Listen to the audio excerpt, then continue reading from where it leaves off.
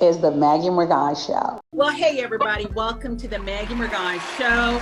This is our series, The Joys and the Woes of Singlehood. It's a long series. We've been on this series since last year, September. We've been journeying with different guests, sharing their experience on how God took them from single to married, or even those who are still single, and they're sharing their life experiences and how, because sometimes we read stuff in scripture and we're like, well, how does that even look like in life? How do we practice that? So we had what it looks like in the waiting room with Pastor Mimi. We had self-development and self-discovery with Pastor Faith Oyita. We had red flags. I think she's on here, Miss Jean Kate Reeves. She was only married 120 days. Listen, if there's a show you need to watch, it's that woman's show, okay? She will tell you how not to be married for 120 days. Okay, like seriously, red flags, people. There's some red flags we should never ignore, okay? And then we also unpacked childhood trauma, how some people who have had stuff happen to them in their childhood, it's been hard for them to move on into all that God has for them, the goodness of God. Because some of these things, you know, they do affect, you know, whatever it is you went through in your childhood, it does have a knock-on effect in your adulthood, you know. And we had amazing guests. We had Pastor Shay Benjamin. She shared on how God, you know, just healed her from child sexual abuse and, you know, from, you know, a life that could have really just destroyed her, because once a child is brought into things that they have no business in, it will ruin them. Okay, it's like that Pandora box, and once it's open, it's hard to shut it. And she shared with us, that's another show y'all gotta watch, especially if you've gone through that kind of trauma, how God healed her from, you know, a promiscuous sexual lifestyle, masturbation, and get this, her story, well, it's not over yet. God's still writing her love story. Get this, guys. God healed her completely. She's whole. She's married, and she just had a baby. Like, that's just what our God does, people of God. Okay, so there's a lot on this series on the joys and the woes of singlehood. And then right after that, we also talked about relationships gone wrong, you know, the abusive relationships, why there's a need to get out, and how we need to allow people to get out of bad relationships that can kill them, and not so much as judge them, because society be talking one thing and then we be over here doing quite another. So again, all that is available, and I have my wonderful co-host, my contributor, Apostle Sharon Faulkner, all the way in Springfield, Ohio. Okay, and she was also my guest. Listen, you want to hear this woman's testimony. When we talked about purity and boundaries, this woman is counting 10 years and above in celibacy. People of God, it is possible to live pure in your body, okay? And just being a sacrifice unto the Lord. And that's another story, Miss Sharon. We got to come back to that and revisit that. That's just powerful.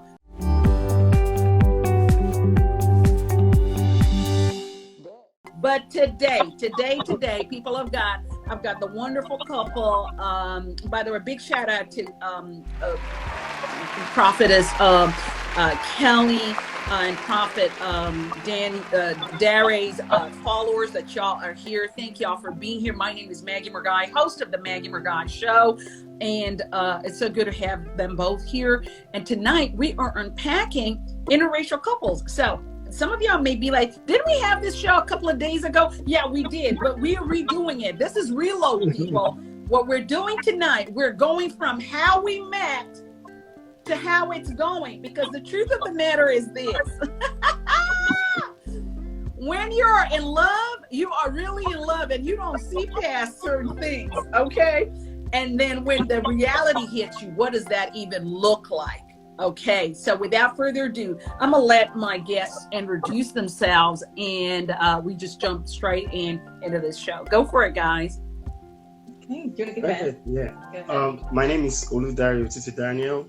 and Kelly's husband. This is my queen, my beautiful wife. Yes, sir. Oh, I love Yes, it. I'm Otutu-Daniel. Obviously, I'm his wife, and he's my handsome husband. And we've been together, well, we met very end of 2016. So, Sorry, we've been say that again, married- Miss Kelly. End of what, ma'am? We met at the very end of 2016. 2016, end of 2016. Okay. And we were married September 2019. So we're looking at 3 years this September.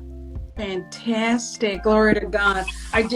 So guys, I do know this family on a personal level. And by the way, Kelly is not a stranger to this show. She was one of the very first people who came alongside me when I said, Kelly, I'm going to take the plunge and start doing what God has called me.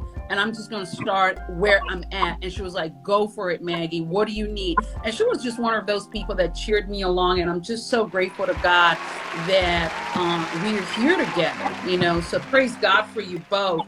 Now, as we go into this talk tonight, now y'all been together, married 3 years, but really known each other 6 years.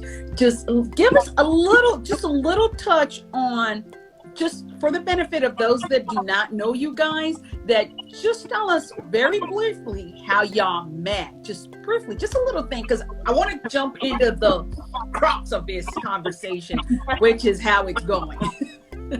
Sure. So basically, we met at a gathering that was organized actually by one of Dare's friends. Lo and behold, we'd actually been to 4 or 5 of these and actually been in the same room together on those occasions. Yeah. And these events, they were running every like 6 months, maybe like twice a year, something like that. But it was just really interesting because when we go past the places, we're like, oh, we went to that one. He's like, yeah, you were there, I was there. Right. But on this particular one, on the 30th of December 2016, Yeah. we saw each other. I saw Dare on the stage. He was dancing because he was involved with his friends, helping out with the night, putting up the lighting and stuff. Yeah. He saw me from the stage and was like, oh, he heard, go and say hello. So he thought, okay, say hello to who? So gets down and starts making his way towards me. Yeah. Funny thing, I heard he's going to say hello to you. So eventually he walked past and I was like, oh, maybe I've lost it.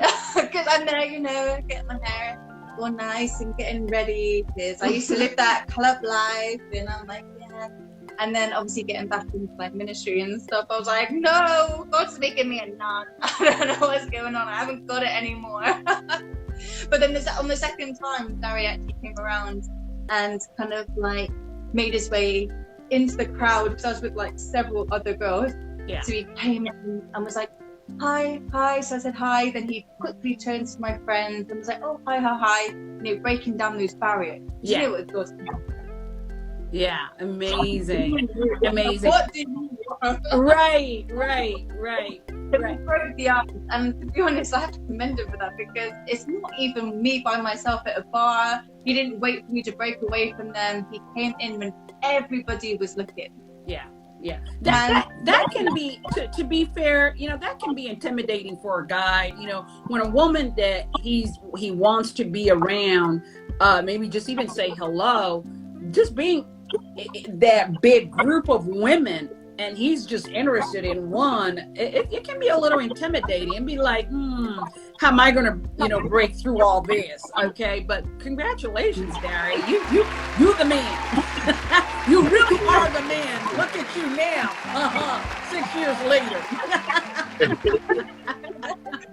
You the man. Now, the fact that I know your story, Darry, just a little bit, because like I said, I really want us to focus on how your relationship is going thus far, just to give people an idea, because we really believe that marriage is, as long as we're marrying within the kingdom of God, we're marrying a fellow believer, really race and all that.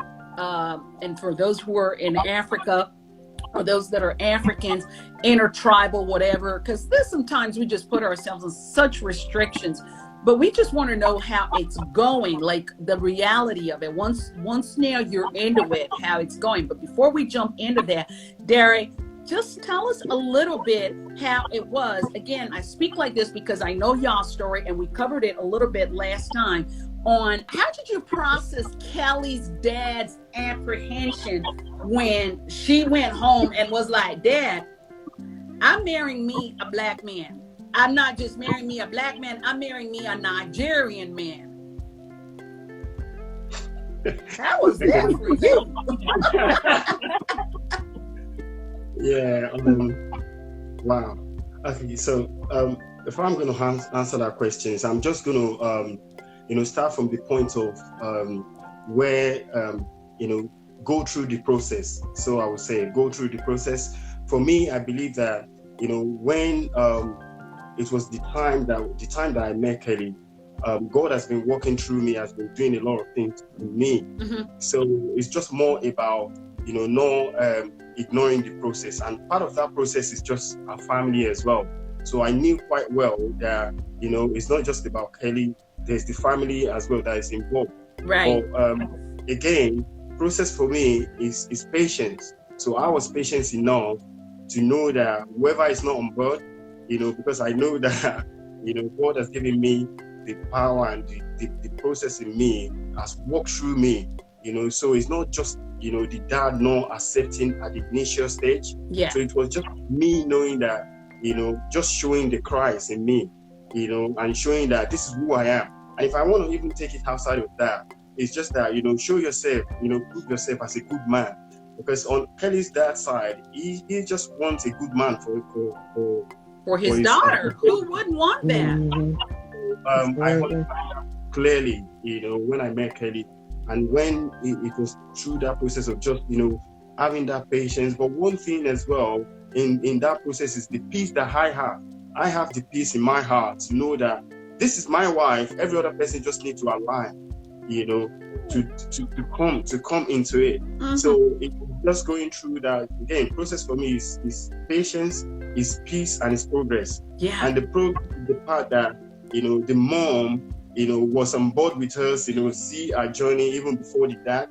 So I just know that the consistency of just being who I am, not pretending to be who I'm not.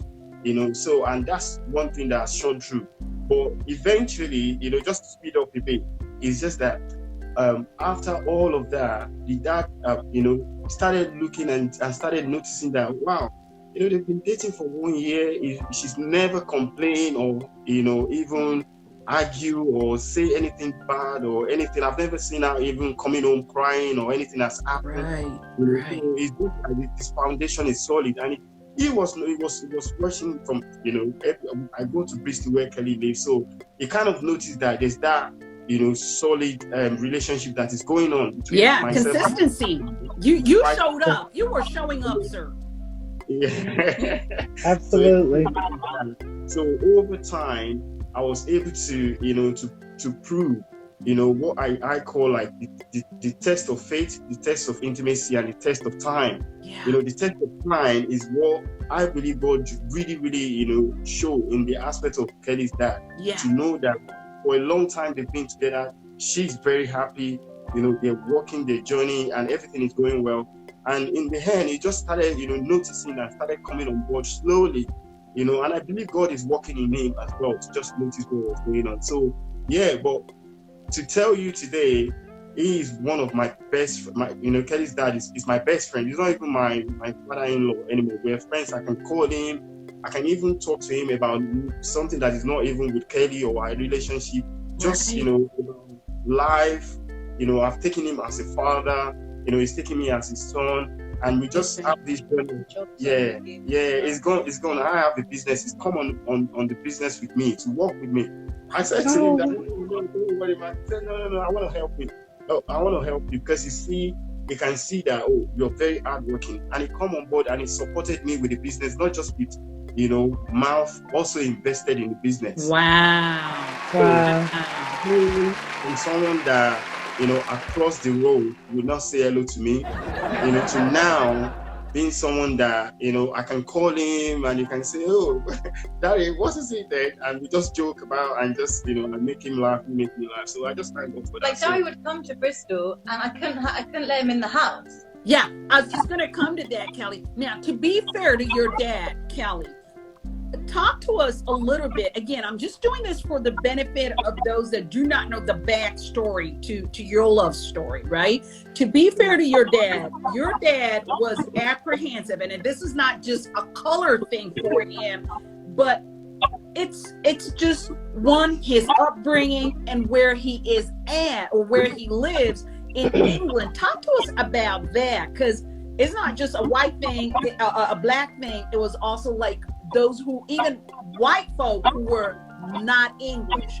What was that like? Like, just talk to us about your dad on that aspect, because we've got to understand where he's coming from and even celebrate Dare's patience and just him walking through this entire journey. Yeah. I mean, you mentioned earlier about people's upbringing and their childhood. So it's not even about those that are looking for the partner that we have to bear in mind. You have to also bear in mind that we entered the world at a stage where our parents already had experience. They had their own stuff that they've gone through. Yeah. I think we come in as babies and everything's new, and that's where everything started from ground zero. Yeah. And everything's perfect because we haven't built up any issues of our own until you actually realize that no, they've lived all this out before I even came, you know, into formation. Right, and right. So they've got their own values, they've got their own belief systems, they've got their own experiences, and we got to bear some of that with them as well. Yeah. So my dad's childhood, I think he was very open, but as I mentioned before, had a bit of a run-in with one of his close friends who was black at the time. Went to the house, and the dad pretty much held out his hand and showed that this is black man. You see this? It's a bit lighter on here. This is the white man, and did that to my dad, basically indicating that, you know, we will crush you. Yeah. My dad was out. He's just like, who are these people? What's going on? Yeah. So he backed off. The friend owed him money and stuff. So he had a bad experience and thought, you know what? Yeah. Let me just, no, I can't. That mixed with other chit chat, you know, from other people externally that also has their experiences, that adds other layers. Right. That's what I thought as well. That's what I thought. Yeah, you're right. These people, with this particular lot, they do this. So you start to form your opinion and your stereotype based on those things as well. Right. Let alone, not even think about the media. Especially in Bristol, so there's a lot of slave trade history around that area as well. So there's a slight divide between certain areas. And I used to work with black people who would say, I'm not going to that area because no one will respect me. They won't even listen to me. Right. So we kind of know where our boundaries are. We kind of know where you belong and don't belong. Yeah. But I think all of that being said, my dad just saw certain things that was like, no. Yeah. My dad was very, very protective anyway, so we didn't have necessarily a great relationship. But yeah. behind this hostility and behind all our arguments and cussing at each other and me just wanted to strangle him sometimes, even when I was engaged to a British white, English white person, I did challenge him and I was like, you'd rather me be with this person who was unfaithful than me be with a black guy who could potentially treat me well? And he said yes. And I'm like, that doesn't make any logical sense. Yeah. But I just felt like, you know, sometimes we say things just because. Yeah. I didn't think he was trying to be logical. I think it was just, I want to make a point, and my point is I'm not happy about this. And that wasn't Dare, that was even someone else. Yeah. So I already knew that this was off the cards. But when I met Dare and I knew that God had him for me, I was like, there's no doubt in my mind that my dad's going to have to fall in line with this, and God's going to have to do something. Yeah. And I think one of the points that even Dare made was, if he was unsure about me, yes, then he would have been able to handle my dad. It would have been a little too much. I don't even know if I want to commit to you. Your dad's playing up, so maybe this isn't for me. Yeah. But because Dare was so secure and knew that no, this is my wife. Something's good is going to come out of this. Totally. I mean, amazing. And that's what we were saying, that we just celebrate Derry's disposition, your patience in all this, and not hold this Kelly's dad's apprehension personally, but understand where he's coming from. Like you said, childhood. Some of these things are set in our childhood, and that messed him up. And he was like, okay, you know what? There's just one kind of race. I don't want to know anything about them. Let me just stay to myself and that sort of thing. But hey, look at you guys now. Clearly, y'all, something happened. God brought y'all together, because I was at your wedding. Beautiful wedding. Yes. All right. So obviously God did something to both to your dad, and he's on board. And like Derry said, wonderful relationship now. Like he supports him even in the business and that sort of thing.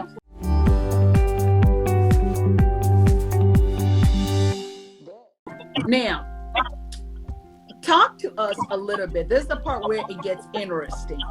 So Kelly, now I've always said this about Kelly, okay, and I don't mean this to offend anybody else who may not understand what I'm saying, but for me, as far as I'm concerned, this woman, she's a black woman trapped in a white woman's skin, okay? I knew you was gonna say that. I knew you was gonna say that. I knew you was gonna say that. So I was not surprised when Kelly be like, she's getting married to a black man, marrying a Nigerian. This girl dances like a black girl, okay? You're a black girl on here, you think you can dance? Kelly will give you a run for your money, okay? Matter of fact, did you just post something today on you dancing in like a throwback? We need to put that video on this.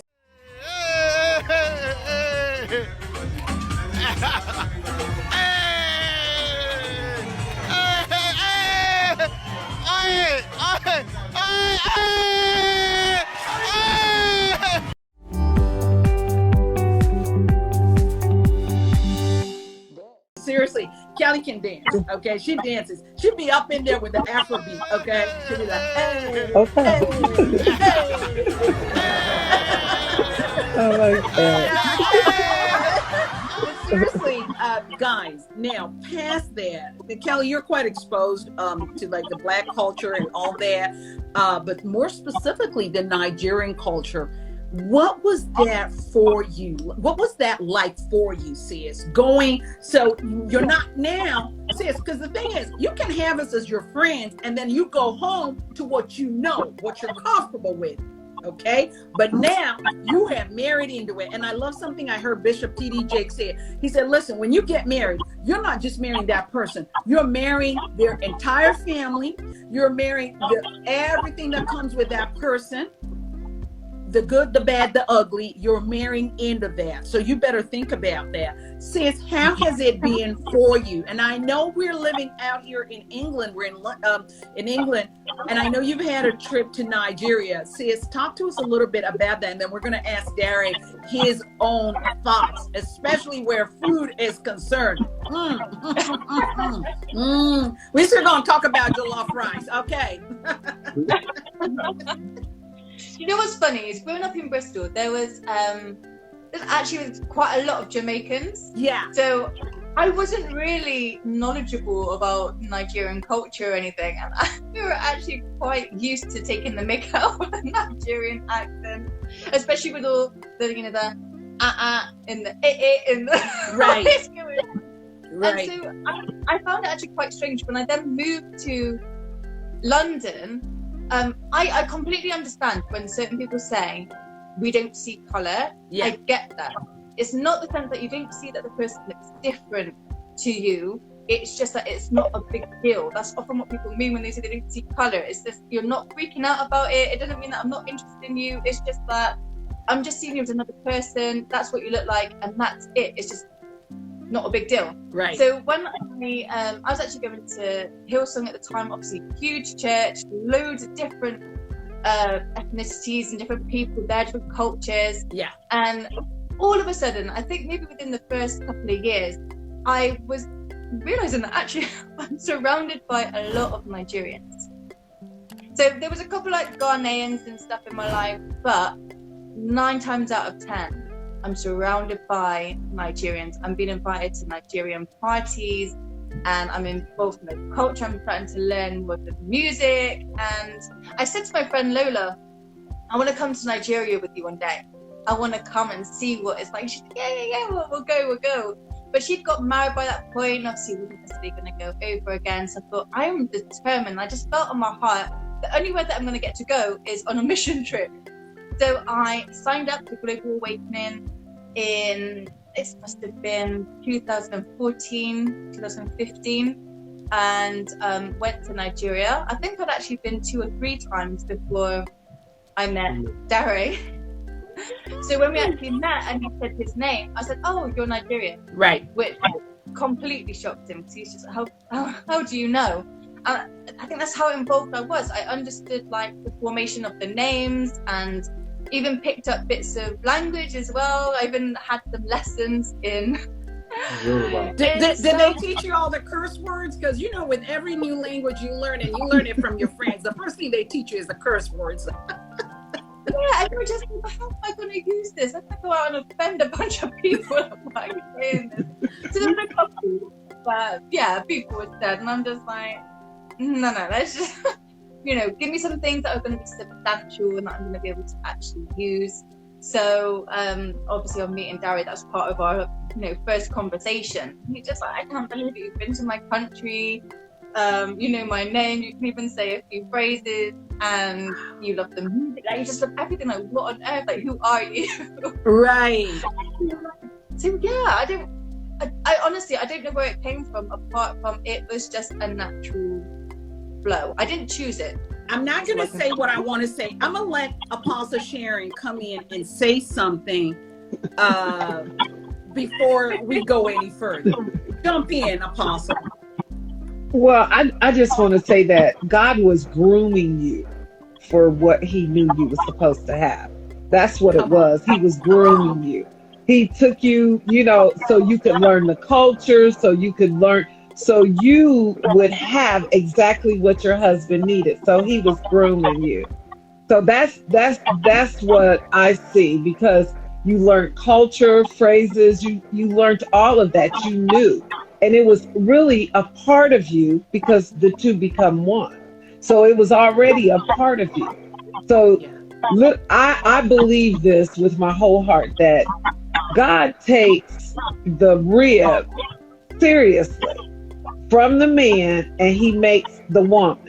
So when you do it God's way, your rib fits. You don't get no short ribs, you don't get nothing, but you get the rib that fits. So that's how I believe it. I just want to ask a question. One question I want to ask. How did you know? Because I know all the women that's on here want to know. How did you know he was the one for you? His wisdom and his patience. But I would say it wasn't instant. I'm not going to make it sound like it was Hollywood or some fantasy that on the night that we met, I thought, I've met my husband.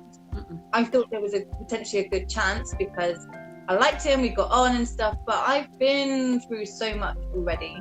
I already have a lot of baggage, which God had dealt with me in that gap of being single and building my own heart, my own self-esteem back up again. I built relationship with him again. So all of that came first before man in the end. And I realized what I needed. I needed space to actually work on myself, instead of just keep jumping around to different men and trying to fill it with something else. Yeah. So I wouldn't say that even within the first few months, it was the process. It was the fact that I needed to see. I lived in North London, I lived in Wood Green, he lived in Southend. So there were times where there was flutters of nervousness in me, thinking, who else is over there that I might not know about? You hear these horror stories of secret wives and children and what ifs and all these different things. So there were times when I'd guard my heart a bit, and I'm just like, he's over there and I've not been there yet. Like, he could be hiding someone. True. He could be married already. I don't know. He's just coming into London on weekends. Our relationship was built on just messaging and some phone calls throughout the week initially. Obviously meeting his friends, that helped, because I saw the stability of them and the stability of their friendship, and thought, he can't have such mature, responsible friends around him if he's this player or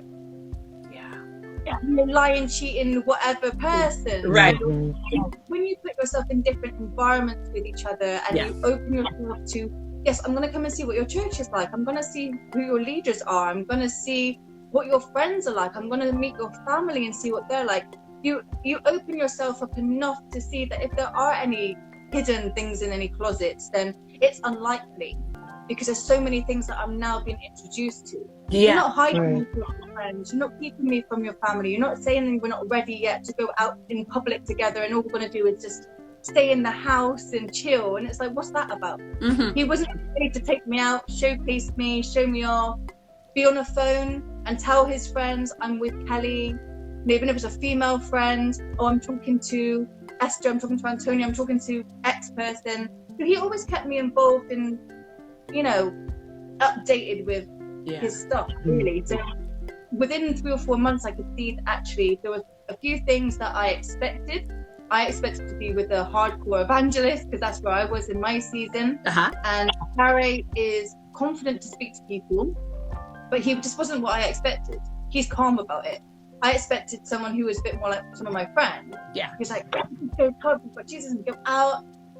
But if Darry's called to do that, he's done it. And he's like, yeah, they gave their life to Jesus. But his different, the way that and it did not involve drama.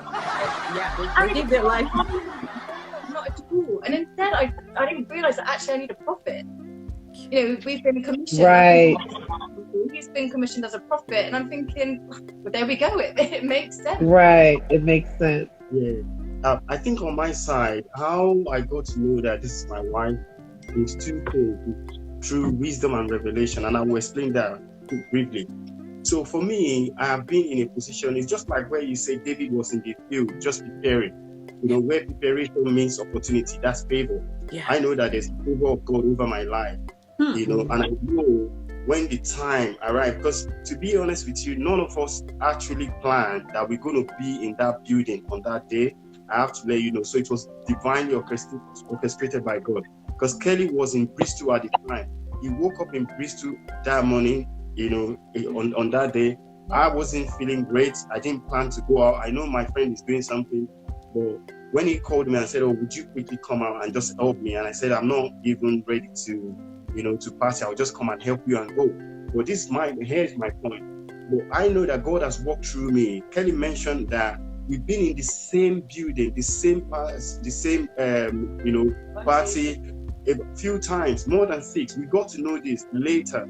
You know, later when we started, oh, I was even at the one at the Old Street. She was there. One of our friends won a talent show, because it's a spoken word and different things that they do.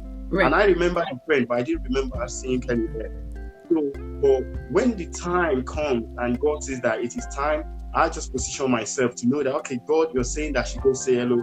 I don't know this girl. She's got about 7 to 8 girls surrounding her. Their face are not even friendly at all. But I'm not going to trust you and say hello. You know, as polite as I can be. I'm very, very, you know, calmly.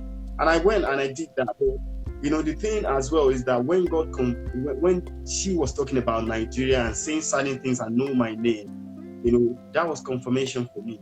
So again, going back to your question, so for me, it's just the wisdom of God and the revelation of, you know, just letting me know that this is the time, you know, this is the opportunity. David rise up, has been preparing, but when the time comes to actually present himself to kill Goliath, you know, he just went for it, you know.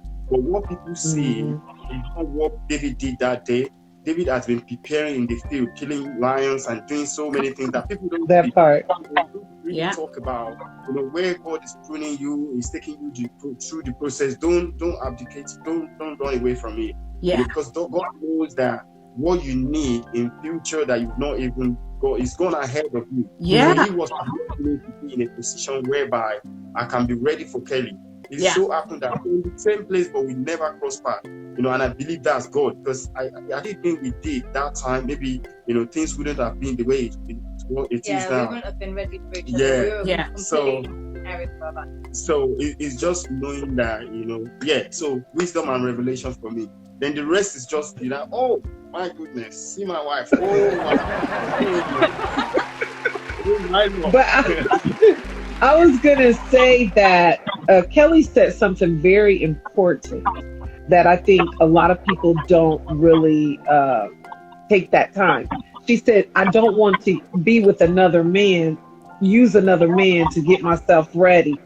You didn't say it in that kind of word, but when a person is broken and they've been through a whole lot, we tend to use people instead of taking the time back to get healed before we even put ourselves back out there. Yeah. And that's important. That is very important that you begin to heal from within, Yeah. because that's probably why y'all were in the same vicinity, but God never let your paths cross until you did the healing. Yeah. Mm. Yeah.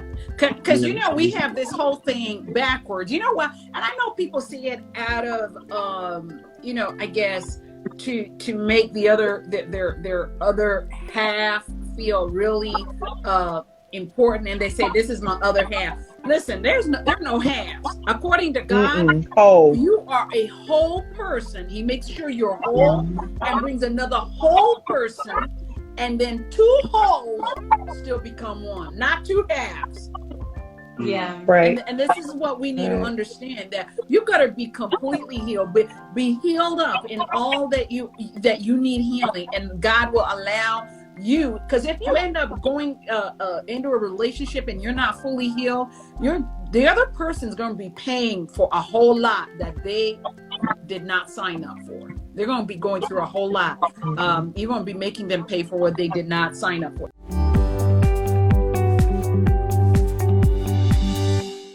Now, let's move on a little bit here. So it's only fair we ask. I know we talked a little bit about Kelly's dad. How about you, Derek? Now, from being that you're coming from Nigeria, you're living in England, was there ever a thing where, because sometimes you hear it, I do watch a few of these Nigerian movies, and you hear sometimes the word of advice is, do not bring me home a white woman. Okay, were there any kind of instructions like that for you, or were your parents just like, whatever, just go do life? Yeah, well, it's never been, I think my family, they're quite in the known that I'm someone that is, you know, that really welcomes everybody. And I mean everybody, not just, you know, white people. I mean the Latinos, you know, and outside of me, just stepping out as well. Because I step out into a lot of things that normally, like people, you know, of my color, of my race would know. I know that there's people that do some of the things that I do, but not majority. So for me, I just, you know, kind of step out. I dance salsa. I was just more about knowing a lot of things, you know, trying other people, you know, just getting to know other people's culture. So Yeah. I open myself to know about other people's culture, regardless of where they are from, who they are, or what the background they have. So I've always been like that. When I moved there, so it has always been like that for me. So you will see me in different settings, and my friends, like Edith said, represent all of these people. You know, you will see me with Caribbean people, you see me with, you know, Asian people, Chinese. I have all sort of friends. Sri Lankans, Indians, all sort of friends. So I've never been someone that books myself and say that I will only be with my own people. Right. So that's always been, all my friends are represented in that. So I think that also made my family to know that, you know, with the kind of friends that I have, the kind of friends that comes home with me or they see, that's always been. But it's just that, you know, nobody knows, you know, how God wants to take me. And I've always just been that open to people. I'm not seeing race, I'm just seeing the person that, you know, is in front of me, which is genuinely just starting that, you know, friendly relationship, whether it's a man or a woman, you know, just getting to know them, and truly not just about my culture, trying to impose my culture on other people, but also to learn about their culture and learn. And there's so much that I can say about that. It's really, really, God has made all things, you know, good. And if you try to know about other people, you know that there's a blessing in that. So Yeah. for me, Yeah. it's just coming from that point of getting to know everyone and giving everybody a chance. So I think that was just the background for me, really. So it doesn't even matter. Yeah, because the thing is, I mean, we saw. I said I was at your wedding, and I just saw how your family turned out. Like your family. Anyway, it's a Nigerian thing because Nigerians just turn up everywhere. Okay, that wedding. I remember when we were to bring in. Celebrate your parents walking in and into the reception. We're like, okay, did all of Nigeria just walk into this reception hall? Like, yeah, they have lovely weddings. Right.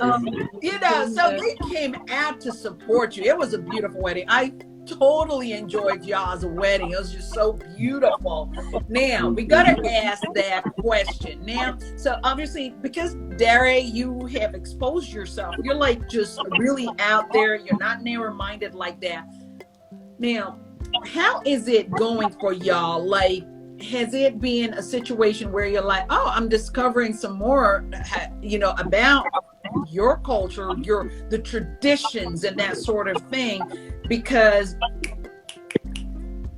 clearly, Derek, let's talk about jollof rice. I'm not even Nigerian, and I love me jollof rice. I love it so much that I had to learn how to cook jollof rice. Okay. Yeah. What's that like? What's that like about you guys? I mean, how's that blending coming together for you? Okay. So I think I can even say this on behalf of Kelly. Kelly is almost like all Nigerian food. She can eat them. She can eat pounded yam, egusi. She can eat more spicy than me. Pepper soup, all of that. Yeah. So, and on my side as well, I'm someone that not just the traditional Nigerian jollof rice. Even though I love jollof rice, I can also do some of the stuff as well. Gammon. I can do lamb shank, all of that. I love cooking, by the way. So yeah, you do. We've been to your house a couple of times, and we like your cooking, Dare. Okay, and it ain't all Nigerian, like she said. Yeah. I can do both. I can do Nigerian food, and I can also do food that I've learned from the Caribbean, all of these places. So just mixing the culture together. So when you come to our house, we actually just ask, what would you like to eat? Not just like jollof rice. Unless I want jollof rice, then we cook some of that. Yeah. But you can expect to eat anything that you want. Will be available. So, but it's just always been mixed like that. Just understanding that there's the beauty in both cultures, and we're one. Yeah. So it's not surprising that Kelly can eat, more spicy food more than me. You'll be shocked. If we go out, people will be shocked how much spicy food that she can eat. I can't even handle it as much as her. Wow. But it's just shows that she really goes to the length of actually knowing my culture. I went to the length of knowing our culture, and like you said, we're one. So whatever I'm doing, to make sure that it's for her, she's okay, everything is good, and she's doing the same thing for me as well. So in a way, when you serve other people, you're actually serving yourself. That's how I see it. And we both know where to draw the line as well. So we went to Nigeria on one occasion, and there was one of his friend's parents that we went to see. And correct me if I'm wrong, they were the leaders of the church that we went to visit. And the mum kept insisting that I kept bowing to her and the husband. So I did a little, bow, curtsy thing because I want to honor people. But then she was trying to teach me, educate me right to the floor and stuff. So Dare ends up having to intercede and just leave her alone. And he explained to her, it's not her culture. She's acknowledged you. She's getting involved in the culture. She's embracing that, but don't treat her like that because it's not her culture, and she hasn't got to be prostrating herself on the floor just because of who you are. That's so amazing. when it's okay for me to try certain things and for people to be excited because I might like a certain dance or music and stuff, but he also knows when to come in and protect me as well. I mean, on another occasion, I love it. I was singing along to a song, and obviously we're singing like in Yoruba, and one of the guys was saying to him afterwards in Yoruba, oh, you should take her to Nigeria almost as entertainment, like teach her how to say certain things and like kind of make money off your wife or something, wasn't it? And Darry said like, what? Like my wife is not like a singing monkey, do you know what I mean? Like, right. I can't do this. Oh, you know, please do this, or Yimbo, you know, saying these certain things and whatever. Like, you can make something from that. Yeah. And he's just like, no, you can make money off my wife. Like, but so he knows when to step in and start. Amazing. You know, I love it. So amazing, Darry, that you have to draw that line, because you know we had a show a couple of weeks ago on 10 questions you've got to ask before you walk down the aisle. And I remember my contributor, Victory Ekiaze, she asked that question. She said, are you going to be protecting your spouse from your own family? And that whole leaving and cleaving, because the truth of the matter is, in as much as Kelly, you want to immerse yourself in Darry's culture, there's some things you're not going to get it all, and you can only do so much. And like you said, the fact that you even did a little curtsy, because I get it. I've seen that whole Nigerian thing where they kneel down, and like I said, I'm not Nigerian, okay? I'm East African. I'm Kenyan. We don't have that where I come from. And so I'm like, ain't nobody about to kneel down for nobody anymore. I'm sorry, we're done. Okay? And I say anymore because I did have a pastor who was from Nigeria, and that was the expected norm. And so I feel like, why do you want to bring your culture, your church, whatever, your culture, now you want to bring that into church and all that, and if it's not done, you see it as disrespectful. But where I come from, for most of us who are for those of us that are East African, Southern African, when we do a handshake and we do it with both hands, that's massive respect. So nobody is curtsying, nobody is going down on their knees, but it's the way we show respect. So, and that's what Kelly, you did. You were respectful in the best way that you knew how. And so for someone to come in and force you and be like, well, you've got to kneel down all the way because no. I jumped in straight away. I was I was not even having it. But I just said, I'm glad. She can't do that. She's not from this culture, and she's not, just respect. She's kind of possible. That's all she can do. She can't prostrate. She can't kneel like we do. She doesn't know how to do that, and she won't even do that. And I just got it short. I just, and I said, no, she's not going to do that. And, I set the boundaries, and they see the tone, of, like, oh, okay, yeah. And the same thing as my friend that she said as well, when she was saying, I was just thinking, what? My wife is not a show person because she can speak a bit of Yoruba, my language. So he was saying that, oh, maybe it goes to Nigeria. When people see that she can speak, though, you can lay up. I said, no, that's not my wife. She won't do that. And I just, it's just knowing when to come in and protect, and also when to step back so that she can be able to learn. If it's good thing that I know that she can learn from. Yeah. So, There's a thing for wedding as well, wedding planning.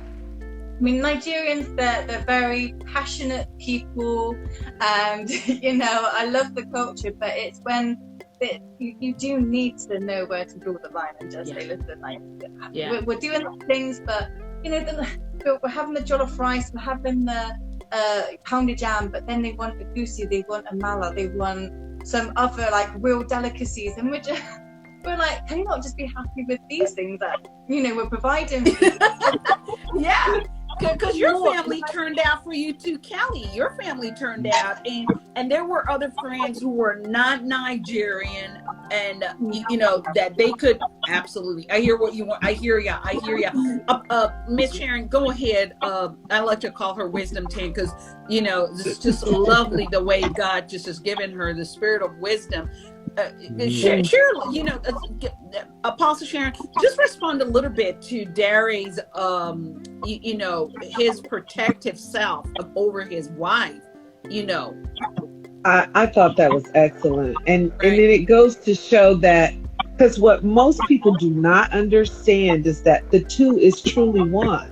So if you allow someone to disrespect your wife, they are ultimately disrespecting you, and vice versa. So we have to be protectors of what God has given us. I always like to look at it like, with the two of you would be back to back. So whoever's coming at Kelly, she's protecting her. She has her husband's back, and whoever's coming after Derry, vice versa. You know what I'm saying? So I really believe that. I think that you did an excellent job with protecting her and coming in like that, because so many times women always, that's one of the questions that we have is, are you going to protect me? Am I going to feel safe? Because it's always about feeling safe. Yeah. You know what I'm saying? A man is the protector. So that means that we are supposed to feel safe. But I think that was beautiful. And that let her know, because what men don't understand is that when you protect us, we feel love. Yeah. We feel love. Yeah. Yeah. So, yeah. Amazing. Getting an older person, like a friend's parents as well. I'm thinking, oh, they're not going to see that this is disrespectful to them, but they didn't. The way they reacted was very much kind of like standoffish, or just carry on normal conversation. What kind of things do you like and stuff. But he just set the tone that don't push it. We understand what respect looks like. She's done that. Why are you now forcing extra additional things into the mix? Exactly. Amazing.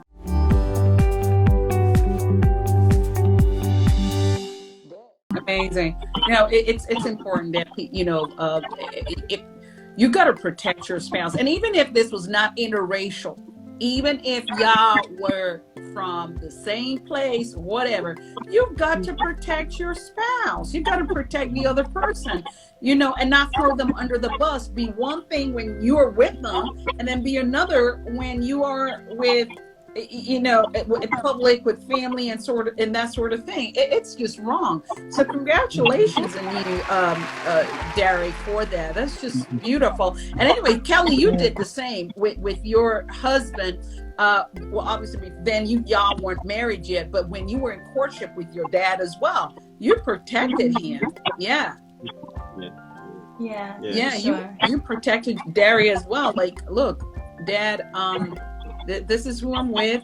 He's a great guy, and somehow we're gonna work this thing out, because he's here to stay, Dad.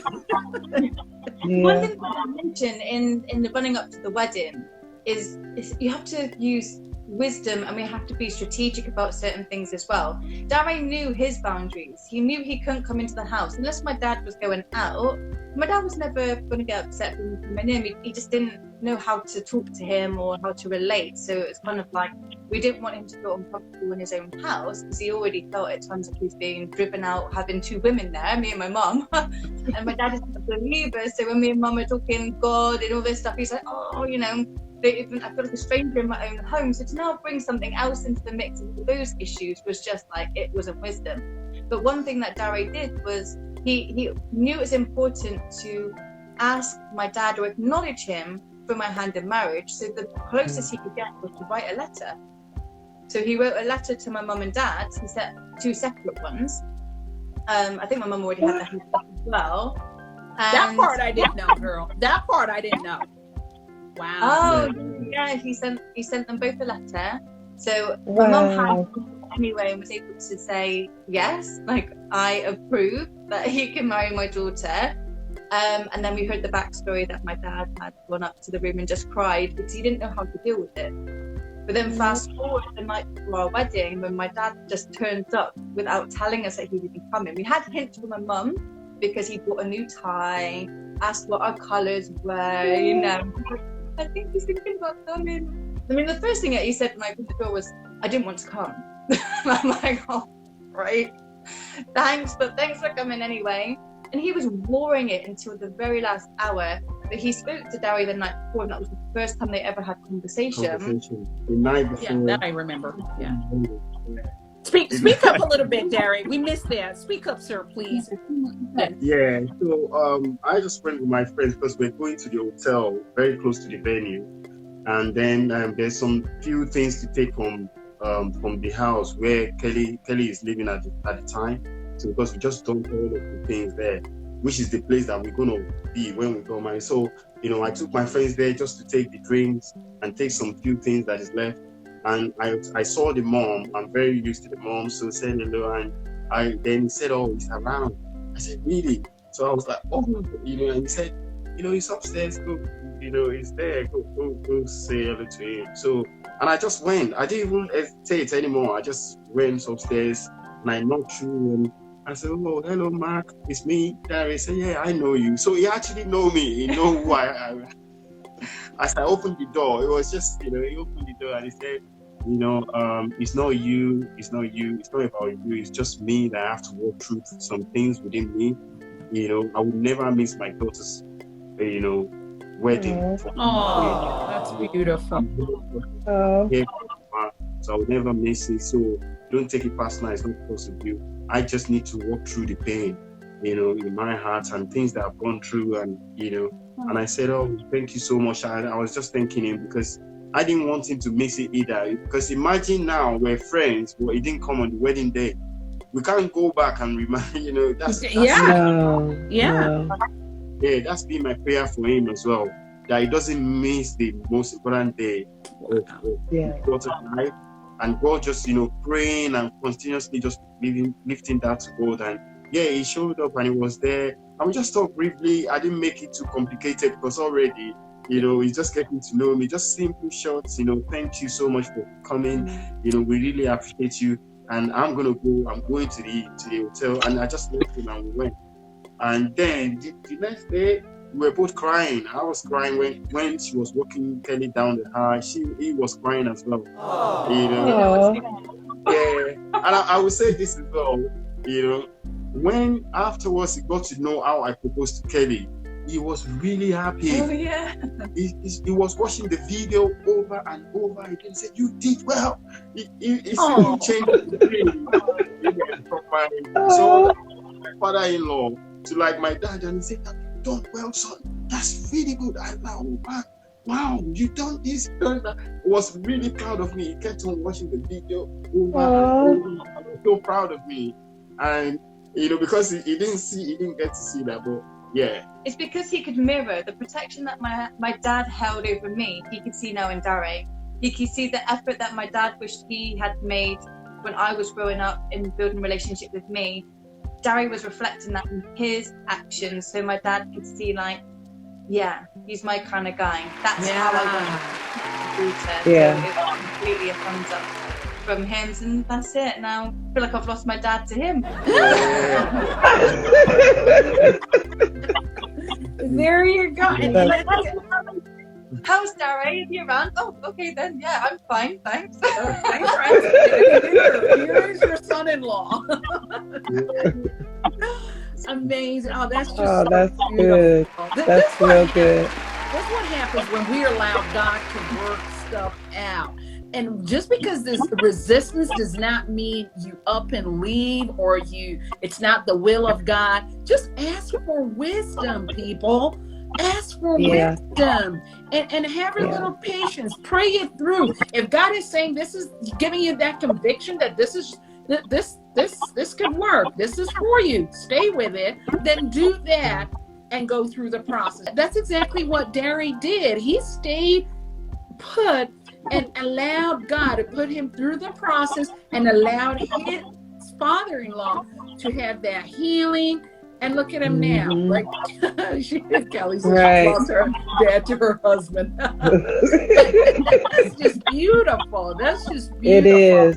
So, it really guys, is. as we get ready to go off air, y'all have anything you want to say to people out there? I don't know. By the way, if y'all have a question for this family, feel free to pop it here in the comment section. I'm going to pick it up right quick. But let me just ask Dari and Kelly, y'all have any advice? I mean, the entire show is packed with advice on what to do, but do you have anything that y'all would like to add and say to the people out there that not even necessarily interracial marriage, but just as two individuals looking to get married, do you have any advice like you want to share with them? Yeah, I'll just quickly go and say this. I think the key things that I would like to just advise people on, in my own little way, things that have really helped is I call it FIT, F-I-T. You know, the test of faith. You know, it's very important to know that. Say that again, sir. What does FIT stand for?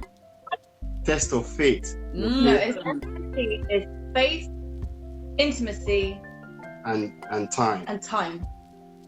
So test of like faith, that. Yeah, test of intimacy and test of time. Yeah. You know, that's what, you know, I brought in when I was going through the process of getting to know Kelly. I wanted to be sure that it's someone that actually know God, has personal relationship, not just like go to church.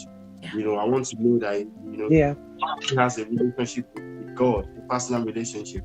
And also the test of intimacy is just getting to know her. And I'm not talking intimacy of like, you know, just jumping in the bed. That's not what I'm saying. You're right. I'm talking about out, you know, getting to know each other, taking each other out. Yeah, you know, putting time together, you know, getting to know what she likes and what she doesn't like and things like that. And then the third one is just test of time. Over time, you know, it was proven, you know, I know already that she's my wife. But going through the time and not rushing things through really helped. You know, it's not now that, you know, some of the things that some of my friends went through because they didn't really know the person that they're with. So until when they're now married and they're now going through, they say the first year, you know, I have some of my friends say, oh, the first year was tough. It wasn't for me. I'm sorry, because I know my wife even before we got married. So I wasn't, come on. Yeah, so I wasn't struggling. There was nothing like, you know, first year was difficult. Nothing like that. You know, because I know my wife even before we got married.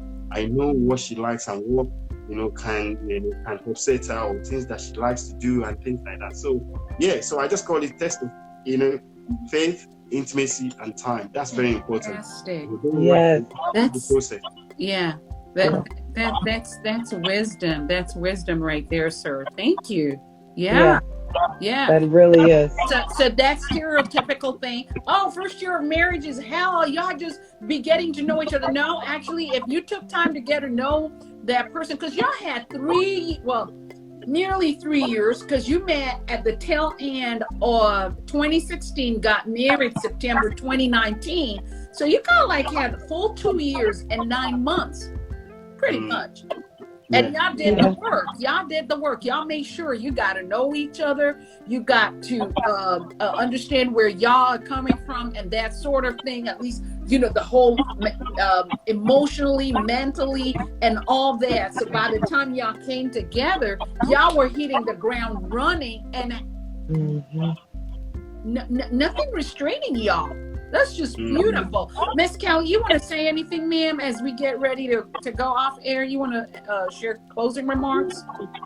I guess some of the things that we already covered, just to reiterate the fact that be a healed whole person yourself before even entering or deciding to look for a partner. Yeah. I think knowing yourself and being secure in yourself allows you to make a decision to even walk away from it. And that's what you want. You want that ability to be able to detach yourself easily if it's not the right person for you. Yeah. Rather than now thinking, oh, but no one else is looking at me. No one else is paying me any attention. Maybe this is it. And you're forcing something like a square peg through a round hole and it's just never going to work. Because if it's not working well in your dating stage, it's not going to get better in your marriage. And exactly what you said before, when you bring babies into the mix, like it's not going to be like that. So you need to know yourself. You also need lists can be good. They can help as a skeleton, but don't be so rigid because there's other things in life that you need as well that you didn't always know that you need. Since we've been married, we've been through so many different changes that neither of us could have prepared for. But the foundation, when I look back and think, okay, so what caused those arguments, or what caused us to feel shaky at those times? It's because we're just shaking because there's other things that are happening, i.e. Dari has a full-time job, started a new business, so now all of a sudden our time together is left. How do we manage during that transition phase? If you can't learn to be by yourself, I mean, we didn't know he was ever going to build a business either. Some things you just can't see around the corner. We know that we're independent people, so that was always a plus anyway. I'm not sat here twiddling my thumbs, yearning for my husband if he's not here because I crack on with other things. But obviously it doesn't mean that we need to have that quality time. Of course. That in needed. But at the same time, it's only temporary. So then what happens when ministry comes into place? Because a whole other kettle of fish, when other people take your attention. So now your time is less, but now other people want your attention as well. So how are you going to manage that? Yeah. How do you communicate through those different times? Because I didn't know that ministry and business and new jobs and moving house and all these things were going to come up at once, where we literally have to be tight.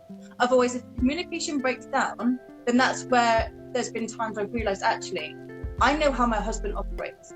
He can't have deep conversation with him really past 9 o'clock at night because his body wants to shut down. He's an early bird, so by this time he wants to sleep.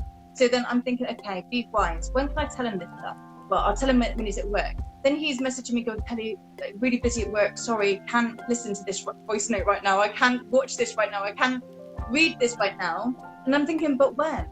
And there's been messages that have been pending for 2 or 3 weeks. And we've had to say to each other, right, let's just pause for a second before any other little woodworms and squirrels can come in and nipping away and like, oh, you don't want to spend time with me. So it's just giving yourself that maturity to just sit and before you start allowing your brain to go, oh, you don't love me anymore, and start getting petty about things. You're not spending time with me because you're actually building for our family. I respect that. I am proud of you, but we need to spend time together. So then we come together and make plans. So it's like you need to have that maturity and understand that we don't know what tomorrow brings. We don't know what's around the corner, and some things you cannot prepare for. But you can make sure that you have the right heart. You can make sure you stop your mind from wandering off and think, well, you're not going to spend time with me. Maybe I just spend time with another man then and make you jealous. You need to hold yourself accountable. You need to hold your boundaries. You need to have good communication. You need to listen. He needs to understand that at times when I'm saying stuff, I'm not actually nagging. I am just trying to get my point across. And it's not breaking through. Not every day is perfect and fluffy, and it's not like we always get each other. Our days will be high five and we miss, and we're just like, why don't you understand the words that are coming out of my mouth? I don't get it. But you work through it, because at the end of the day, I love you. You say I love you, and we work through it. So that would be my advice to you, because you just don't know. You can't. It's not perfect life. So pick someone that will do life with you. Pick someone that is as perfect as you can get, that's well matched and well compatible for you. That is it. We're compatible for each other, so we can work around the hurdle. It might take longer the bigger the hurdle is. If you're not compatible, if you're not willing to go through the tough times and talk it out, then you're losing already. That's beautiful. That's beautiful. That's just amazing. Miss Sharon, you want to jump on as we... Oh, by the way, did I miss a question? If y'all posted a question for Kelly and Dari and I missed it, I'm sorry. Go ahead and post it now before we shut down, while Apostle Sharon says what she wants to say, and we'll call it a night. I love y'all's story. Y'all story is very beautiful. Y'all have came over hurdles. To me, this wasn't really a racial thing. It was a God thing, a God relationship, and how God put you together. So most of the time people don't know that He sees beyond what we see. We already know that. So He knows what is going to work for you. So, I mean, you have to trust God when it comes to a relationship, especially if you're in ministry. I wouldn't dare. I mean, I always feel like I have a stamp on my head, so it's like, you leave her alone. No, you can't talk to her. because I've been betrothed. So when you betrothed, nobody else can get to you anyway. Yeah. But it has to be a God thing. And because I dedicated my life to God, so I want that same dedication in a partner. Absolutely. You know what I'm saying? And my dad used to say, you have to become what you want. He said, how can you want someone that's faithful if you cheat? How can you want someone that is stable and you unstable? He said, you have to become what you want. Yeah, So, totally. Absolutely. Absolutely. yes. This is just it. Well, what can I say? Thank y'all. Thank y'all so much. Really appreciate you both being here, Derry and Kelly. What an amazing story and really great advice. My take home is that part where Derry was all about, I'm protecting my wife. Thank you. That was for me. Amazing. Okay. Amazing. Okay. Yeah, seriously. Because family members, friends, and all that, sometimes they can cross their boundary, and you need to tell them quickly, but firmly. Because I like what Derry said. He said they even heard the tone in my voice and the firmness. I like that. And the firmness. Okay. Yeah. Don't cross this boundary. Okay. No, seriously. Absolutely. It's beautiful. So listen, guys, we want to leave it here. Thank you so much, Kelly and Derry, for those closing remarks. Really appreciate you both being here. Now, before I go off, let me say a big thank you to y'all who have been watching. Thank you for being here. This is my channel, my page rather. And you want to catch up with some Christian content on this whole journey going from single to married, please head over to my YouTube channel. If you go to my bio right now, you'll see the last video, the last show we did with a couple. Get this, guys. Did I tell you about this, Kelly? An arranged marriage in the 21st century. And I'm not talking, listen, I'm not talking somewhere in Pakistan. I'm talking the Philippines and Kenya. Wow. Seriously, arranged marriage. Yeah, listen, God can meet you anywhere. God can meet you anywhere. He can hook you up anywhere. And last Saturday we had the Richardsons, age difference couple, beautiful couple. They go to my church, or we're in the same church, and they have 21-year age gap, and they're just a beautiful couple. That too is on YouTube. You want to catch, guys, there's just so many ways. We don't want to narrow our minds to putting God in a box and saying, well, God, you got to do it this way. But the whole point of this series, The Joys and the Woes of Singlehood, is to help us journey through our single status, which, by the way, it's not a curse. It's not some disease that you need healing from or you need deliverance. Okay, it's a good thing. Okay, enjoy your singlehood, people of God. Enjoy it. Be like Kelly said, get whole, know yourself, so that when you're coming into these marriages, you're coming in as a whole person, not halves. God does not do halves. Ain't nobody got a better half. You got a whole person next to you. Okay, we are about being whole, because God works with wholes. And like I keep saying, the mathematics of God is 1 + 1 is still 1. Yeah. That part. Right? So, people of God, we're going to sign up. Join us next week, Saturday, over on Facebook land. And make sure you subscribe to my YouTube channel, by the way, and follow on here, because we will keep you guys posted. But next Saturday, we got a show, and we're going to be asking the question, is it just the one? And by that, we mean, because sometimes people think I only have one person that God has designed to be my spouse. And what if that person isn't like interested in me? Because that whole thing, people be like, God told me you're my wife, and then they camp there. But listen, we're working on, Miss Kelly, we're going to catch up on that because we're getting ready to bring a special somebody on that. You know what we talked about. We're getting ready to bring him in because we're going to get a prophet to tell us all about prophetic marriages. And prophet prophesy about, you know, who my husband is, who my wife is, and all that. We're going to unpack that too. So you want to follow this page, please go ahead, follow me, follow Apostle Sharon. And of course, if you're not already following Kelly and Derek, please do that as well.